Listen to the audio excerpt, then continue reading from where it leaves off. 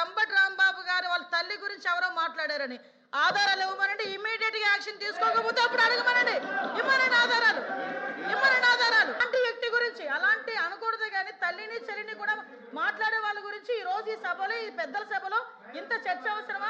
అసలు గురించి వెనకేసుకురావడం అవసరమా? అసలు మీకేమైనా అసలు సెన్స్ ఉందా అని అడుగుతున్నాను నేను ఈరోజు.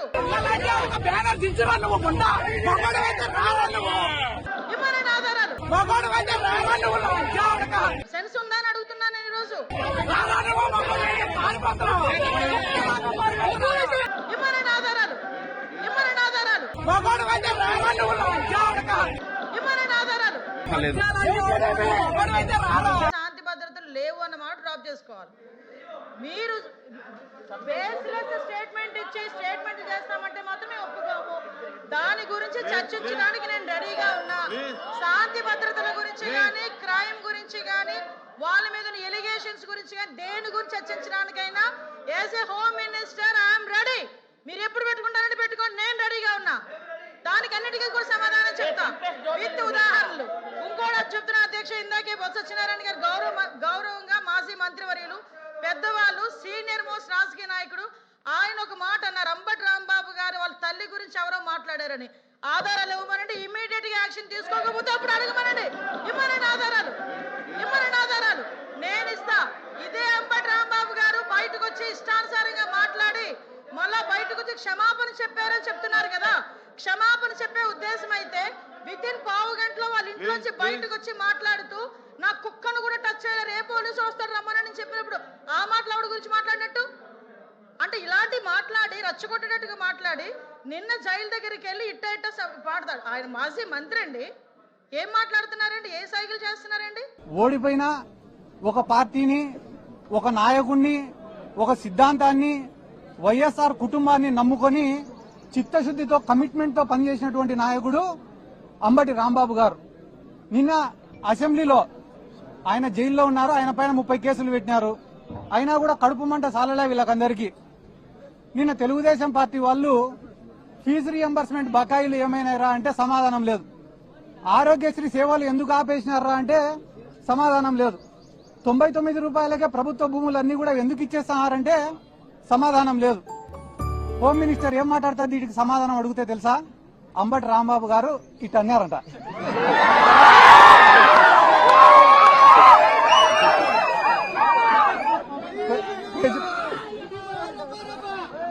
ప్రజలకు ఉపయోగపడే సమస్యలు 100 అడిగితే దానిలకు సమాధానం చెప్పకుండా అంబటి రాంబాబు గారు ఇట్ అన్నారు.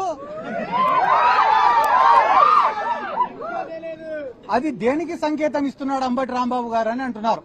చెయ్యి అయినది, గడ్డం అయినది.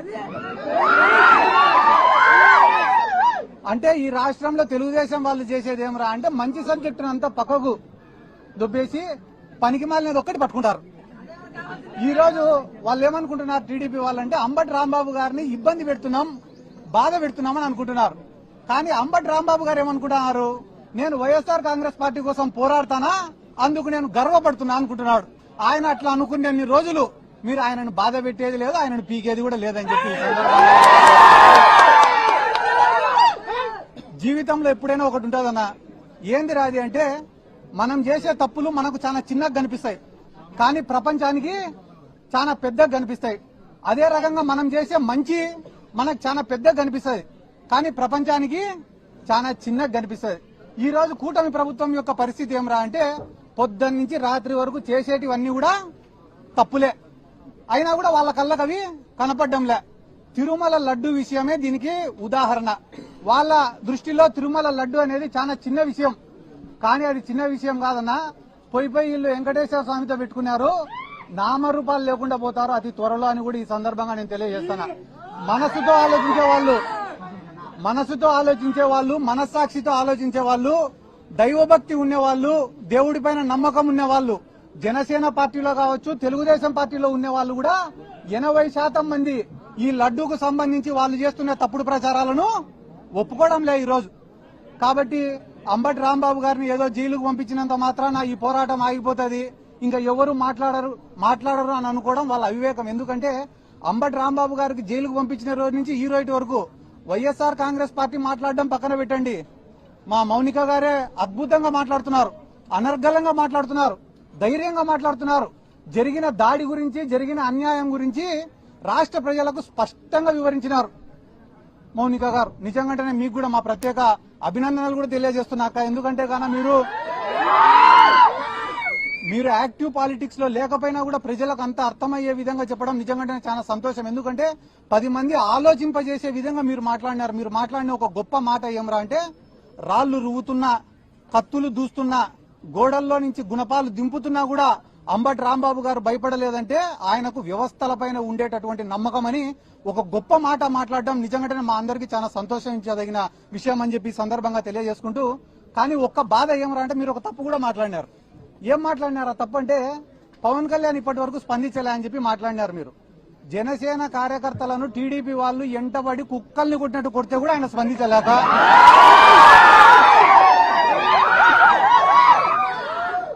కుక్కల్ని కొట్టినట్టు ఆ వీధిలో చొక్కాలు చింపి కొడితే కూడా పవన్ కళ్యాణ్ స్పందించలే. ఇంకా అంబటి రాంబాబు గారి పైన, మన పైన దాడి జరిగితే ఆయన స్పందిస్తాడని అనుకోవడం కూడా మన తప్పైతుందని చెప్పి ఈ సందర్భంగా నేను తెలియజేసుకుంటూ, రాష్ట్ర వ్యాప్తంగా మీరు ఏడైనా నేనేం అబద్దం చెప్పడం లేదు. జనసేన వాళ్లకు నామినేటెడ్ పోస్టులలో అన్యాయం, కాంట్రాక్ట్ వర్కుల్లో జరిగే దాంట్లో అన్యాయం, జనసేన వాళ్లకు మర్యాద ఇచ్చే విషయంలో అన్యాయం,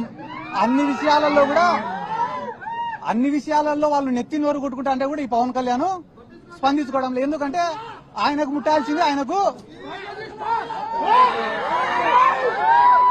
ఎందుకంటే ఆయనకు ముట్టాల్సింది ప్రతి నెల ముడతనే ఉంది కాబట్టి ఆయన ఏం స్పందించడంలే. కానీ మీకు అందరికి అర్థమయ్యేలాగా చెప్పాలంటే ఒక విషయం చెప్తా, గుర్తుపెట్టుకోండి. చంద్రబాబు నాయుడు గారు ఈడ పవన్ కళ్యాణ్, లోకేష్ ఇద్దరు కూర్చొని ఉంటే 3 వస్తువులు ఇచ్చినాడంట పంచుకోమని చెప్పి. ఒక దుప్పటి ఇచ్చినాడంట, ఒక చెట్టు ఇచ్చినాడంట, 3వది ఒక ఆవుని ఇచ్చినాడంట. మీరిద్దరు పంచుకోండి రా ఆస్తులు అని చెప్పినాడంట. చెప్తేనే లోకేష్ ఏమన్నాడంట, అన్నా 2 నిమిషాలు అయిపోయినాక నీ ఇష్టం, 2 నిమిషాలు. లోకేష్ చెప్పినాడంట పవన్ కళ్యాణ్కి, అన్నా నీకు పంపకాలు సరిగ్గా రావు, నేను పంచుతా, న్యాయంగా పంచుతా ఇద్దరికి అని అంట. అన్న తర్వాత మొట్టమొదట దుప్పటి తీసుకున్నారంట. దుప్పటి తీసుకుంటే నారా లోకేష్ ఏం చెప్పాడంట, అన్న న్యాయంగా పంచుకుందామన్న ఈ దుప్పటి, దీన్ని పొద్దునంతా నువ్వు వాడుకో, రాత్రి అయితే నేను వాడుకుంటా అని అంట. ఆ న్యాయంగా పంచినావు తమ్ముడు అని చెప్పి దుప్పటి తీసుకున్నాడు పవన్ కళ్యాణ్. తీసుకున్న తర్వాత పొద్దున ఎండకు దాన్ని కప్పుకోలేకున్నాడంట, వేడి అయిపోతేనే సాయంత్రం అయితేనే లోకేష్కి ఇచ్చినాడు. పాపం లోకేష్ తెలివైనాడు కదా, చలికి బాగా కప్పుకొని పండుకున్నాడు. అంటే దుప్పటి లోకేష్కి ఉపయోగపడింది, చంద్రబాబుకు ఉపయోగపడలే. అయిపోయిన తర్వాత పవన్ కళ్యాణ్కి ఉపయోగపడలే. అయిపోయిన తర్వాత ఇద్దరు చెట్టుకాడికి వినారు. చెట్టుకాడికి పోతే మళ్ళా లోకేష్ వచ్చి, అన్న ఇది కూడా న్యాయంగా పంచుతానా, నేను అధర్మం పాటించాను అని చెప్పి, చెట్టు పై భాగం అంతా నేను తీసుకుంటా, కింది భాగం అంతా నువ్వు తీసుకొని నాన్న అంట. అంటే చెట్టుకు నీళ్లు పోసేదంతా పవన్ కళ్యాణ్, వచ్చిన పండ్లు తినేదంతా లోకేష్. అయిపోయిన తర్వాత మళ్ళా 3వది ఆవు కాడికి వినారట. పోయి, అన్న ఇది కూడా నేను న్యాయంగా పంచుతానా, ఆవుకు ముందు భాగం అంతా నువ్వు తీసుకో, వెనక భాగం అంతా నేను తీసుకుంటా అని అంట. అంటే ఆవుకు రోజు నీళ్లు పోసేది, మేపేసేది అంతా పవన్ కళ్యాణ్, వచ్చే పాలు పిండుకొని తినేది లోకేష్. ఈ రోజు జన సైనికుల పరిస్థితి ఏమరా అంటే, కూలీ చేసేది ఇల్లు, వచ్చిందంతా తినేది తెలుగు తమ్ముళ్ళు. కాబట్టి తెలుగుదేశం వాళ్ళకే, జనసేన వాళ్ళకే గతి లేనప్పుడు మన పైన దాడిపైన వీళ్ళు స్పందిస్తారు అనుకోవడం మన మూర్ఖత్వం. ఎందుకంటే చంద్రబాబు నాయుడు అనే వ్యక్తికి ఈ రాష్ట్రంలో ఎవడైనా ఏలెత్తి చూపించినా, ప్రశ్నించినా నచ్చదు. దాంట్లో భాగంగానే ఆ రోజు వంగవీటి మోహనరంగ గారు పోరాడుతున్నాడనే ఉద్దేశంతో, ఆయనను అంతమొందించాలనే ఉద్దేశంతో ఇదే తెలుగుదేశం పార్టీని కుట్ర చేసి ఆయన లేకుండా చేసినారు. అయిపోయిన తర్వాత కాపు సామాజిక వర్గం కోసం ముద్రగడ పద్మనాభం గారు అంత పెద్ద పోరాటం చేస్తే ఆయనను ఆయన కుటుంబ సభ్యులపైన దాడి చేసి అవమానించి ఆయన మనసును గాయపరిచేలా చేసింది కూడా ఇదే చంద్రబాబు నాయుడు గారి ప్రభుత్వమే. ఆ రోజు హైదరాబాద్ బషీర్బాగ్ లో విద్యుత్ ఛార్జీల పెరుగుదల పైన పేదవాళ్ళందరూ ఉద్యమానికి పోతే ఎట్లా ఉద్యమం చేస్తారని చెప్పి వాళ్ళపైన కాల్పులు చేసి చంపింది ఇదే చంద్రబాబు నాయుడు గారే. కాబట్టి ఈ రాష్ట్రంలో ఆయనకు ఎవరు కూడా ఎదురు తిరగకూడదు, ఎదురు మాట్లాడకూడదు. ఎవరైనా ఎదురు మాట్లాడితే ఎంత పెద్దవాళ్ళైనా లేదా పూర్తి మైనర్లైనా ఎవరిని కూడా వాళ్ళు ఇడిచిపెట్టారు, వాళ్ళపైన కక్ష సాధింపు చర్యలు చేస్తారు. అందరు జోలికి పోయినారన్నా ఏం బాధ లేదు, మేము తిరిగి వస్తాం, పోరాడతాం, జగన్ సార్ని ముఖ్యమంత్రిని చేసుకుంటాం. కానీ వాళ్ళని క్షమించండి ఎవరో తెలుసా? ఆ భగవంతుడు, ఆ వెంకటేశ్వర స్వామి వాళ్ళని క్షమించాడని చెప్పి ఈ సందర్భంగా నేను తెలియజేసుకుంటూ, ఇంకా వాళ్ళు చేసిన పాపాల గురించి చెప్తే గానీ ఆడ సింహాచలం దేవస్థానం కాడి నుంచి, ఆడ కాశీబుగ్గ కాడి నుంచి, తిరుమలలో జరిగిన తొక్కిసలాట కాడి నుంచి, నిన్న శ్రీశైలంలో జరిగిన లాఠీ చార్జ్ వరకు వాళ్ళ గురించి చెప్తే గానీ రాష్ట్ర ప్రజలే ఎంటబడి తంతారని చెప్పి ఈ సందర్భంగా నేను తెలియజేసుకుంటూ, ఇక్కడ ఉన్న లోకల్ ఎమ్మెల్యే గారు కూడా మా అక్కకు రాజకీయం కొత్త అయినా కూడా చాలా స్పష్టంగా, నిదానంగా, క్లారిటీగా, ఎటువంటి భయం లేకుండా, వణుకు లేకుండా, తొణుకు లేకుండా, బెనుకు లేకుండా మాట్లాడిందంటే దానికి కారణం వాళ్ళలో తప్పు లేదు, నిజాయితీ ఉంది కాబట్టి. అవతల పక్కనే ఆమెను నేను ఇప్పటి వరకు వారం రోజులు చూడబట్టి టెన్షన్ తప్ప ఏం లేదు. అంటే అతి త్వరలో నాకెందుకో అంబటి రాంబాబు అన్న దగ్గరకు వస్తారు, 3 ఏళ్ళు అయిపోతేనే. మాదేం తప్పు లేదు, ఏదో చంద్రబాబు నాయుడు చెప్తే చేసినామనో, లోకేష్ చెప్తే చేసినాడు అని. ఆ రోజు మీ ఇష్టం, క్షమిస్తారో లేదో అది కూడా మీకు ఇష్టం అని చెప్పి నేను అదే చెప్పినా కదన్నా, సంవత్సరం నుంచి పెడతా. ఆ రోజు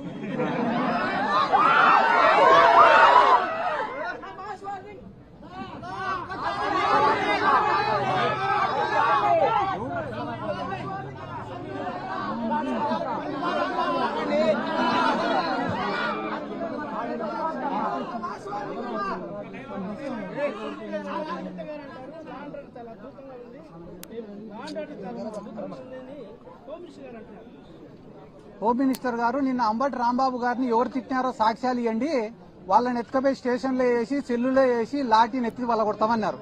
మళ్ళా ఆధారాలు మీ మీడియా వాళ్ళ కాడ ఉన్నాయా లేదా? అంబటి రాంబాబు గారిని తిట్టినట ఉన్నాయి కదా వీడియోలు, అవి ఆధారాలే కదా. మళ్ళీ ఆధారాలు లేవంటున్నారు. అదే రకంగా ఈరోజు రాష్ట్రంలో లా అండ్ ఆర్డర్ లేదు, వాళ్ళు ఏమంటారు? ఆటోమేటిక్ గా ఉంది అంటారు. కాబట్టి వాళ్ళు ఎస్ అంటే మీరు ఎస్ అనాలా, నో అంటే లేకుంటే నీ పైన, నా పైన కేసు. అన్న, దేవుని జోలికి పోయిన వాళ్ళకి ఎటువంటి శిక్ష అనేది ఇంకా అది చెప్పకూడదు అన్న. ఎందుకంటే కానీ దేనితోన్నా రాజకీయం చేయొచ్చు, కానీ దేవుడితో కానీ భక్తుల మనోభావాలతో కానీ చేయకూడదు. ఈ రోజు ఒక వెంకటేశ్వర స్వామి అంటే ఆంధ్ర రాష్ట్ర ప్రజలకో, చిత్తూరు జిల్లా ప్రజలకో మాత్రమే సొంతమైనటువంటి స్వామి కాదు కదా. ప్రపంచ దేశాలలో ఉండే భక్తులు ఉన్నారు, హిందువులు అందరూ కూడా వెంకటేశ్వర స్వామిని ఎంతో పవిత్రంగా భావించి వస్తారు. ఒకవేళ నిజంగంటేనే దాంట్లో ఏదన్నా తప్పు జరిగినా కూడా చట్టం తన పని తను చేసుకుని పోవాలా తప్ప, రాష్ట్రానికి పెద్ద దిక్కుగా ముఖ్యమంత్రి కుర్చీలో ఉన్న చంద్రబాబు నాయుడు గారు ఇన్నిసార్లు ప్రెస్ మీట్ పెట్టి దాంట్లో పందికోవనో, లేకుంటే గాన బాత్రూంలు గడిగే కెమికల్ ఉందనో, లేకుంటే గాన దాని యొక్క పవిత్రను తగ్గించే పని మాత్రం చెయ్యకూడదు. అది తప్పు. ఆ పని ఆయన పూనుకున్నాడంటే కేవలం ఇది రాజకీయ స్వార్థంతో చేస్తున్నాడు తప్ప దాంట్లో నిజం లేదని అర్థం.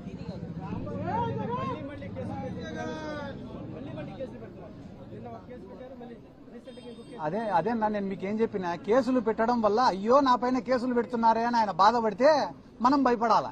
ఆయన కేసులు పెట్టే కొద్దీ నేను వైసీపీ కోసం పోరాడుతున్నా, నాకు ఇంతకన్నా గర్వం ఏముంది అనుకుంటున్నాడు.